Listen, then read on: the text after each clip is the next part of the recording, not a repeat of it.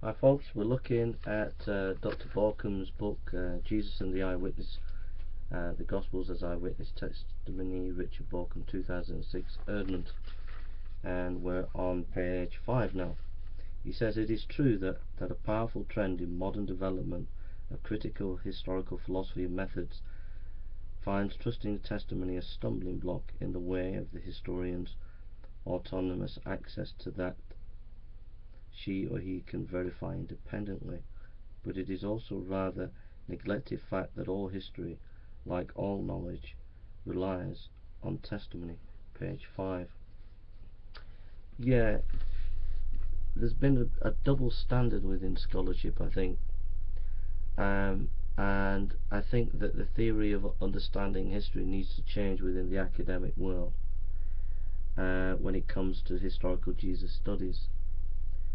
We'll just deconstruct this. It is true that a powerful trend in modern development of critical historical philosophy and method finds trusting the testimony a stumbling block in the way of historians' autonomous access to truth that she or he can verify independently. Now it's interesting that ancient historians, which we'll get into, had great store in eyewitness material. Also, there has been a trend between macro and micro understanding of history.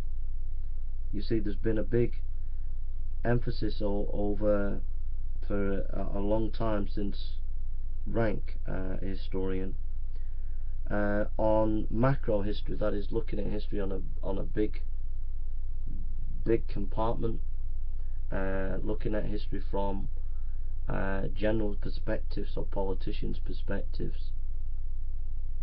But there's also since the 60s been more of an emphasis on a micro level of understanding of history, and that is to say that we look at what ordinary people are thinking, what are they saying, and we take their material, their eyewitness material, their stories, their diaries.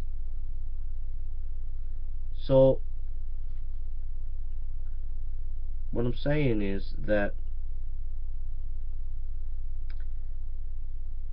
maybe this reluctance on modern historiography of not wanting to take eyewitness material seriously is because it's been saddled with this kind of macro understanding of history without realizing the need to listen to the testimonies of individuals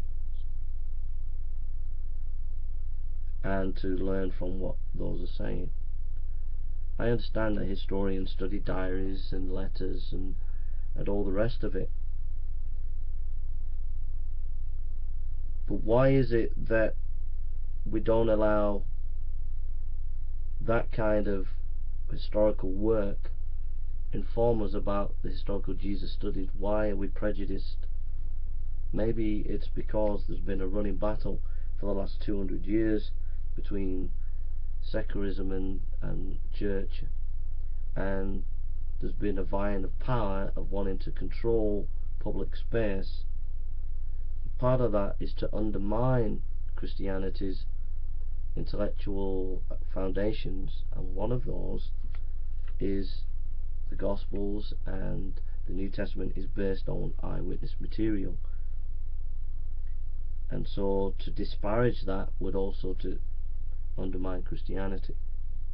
But I think as academics you need to come back and realize that this is not acceptable, that you're not here to play power games, you're here to do historical study in a more fair way, in the best and fair way that you can.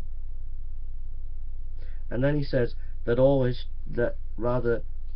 but it is also a rather neglected fact that all history, like all knowledge, relies on testimony. And so therefore there's the rub, that we can't just ignore the fact that if we're going to do history, it's ultimately based on testimony. We've got to be consistent. Where does that leave us in terms of Christianity? Well, I think Borkum's project is saying we've got to get back to a fair practice of history, and a serious commitment to seeing what eyewitness material there is and what we can learn from that material.